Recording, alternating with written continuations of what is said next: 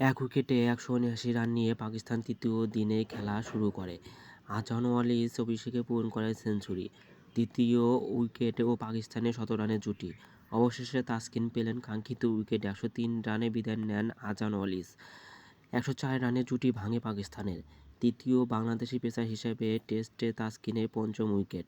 শান মাসুদও ফিরে যান ৯ রান করে। এরপর মিরাজের স্পিনে কাবু পাকিস্তান। একে একে ফিরে যান সৈয়দ শাকিল ও আব্দুল ফজর। সৈয়দ শাকিল বিদায় নেন ০ রানে আর আব্দুল ফজর বিদায় নেন ৬০ রান করে। লাঞ্চ পর্যন্ত পাকিস্তানের ৫ উইকেটে ২৫১ রান তোলে।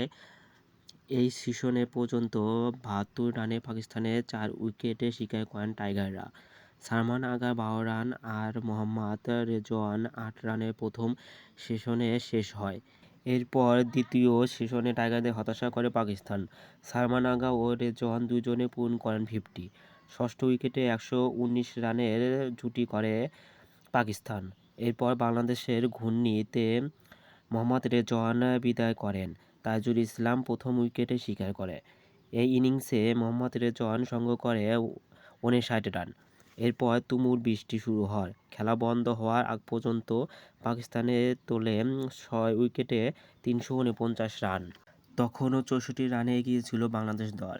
পরে বৃষ্টি ও চা বিরতির কারণে ২ ঘণ্টা বন্ধ ছিল খেলা। এরপর খেলা শুরু হয় বিকেল ৪টা। তৃতীয় সেশনে টাইগারদের স্বস্তি আনে নাহিদ রানা। সালমান আগা ৫৮ রানে আউট। এরপর মিরাজের স্পিনে ঘূর্ণি শাহীন আফ্রিদি করেন ১৩ রান আর নোমান আলী করেন ২ রান। মেহেদী মিরাজের ৫ উইকেটের শিকার। এটাই মিরাজের টেস্টে ১৪তম পঞ্চম উইকেটের শিকার। আর বেশিক্ষণ টিকতে পারেননি পাকিস্তান। শেষ পর্যন্ত ৩৮৬ রানে থেমে যায় পাকিস্তানের ইনিংস।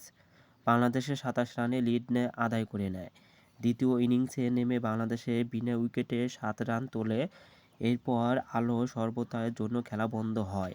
তৃতীয় দিনের শেষে ৬৪ রানে এগিয়ে আছে টাইগার।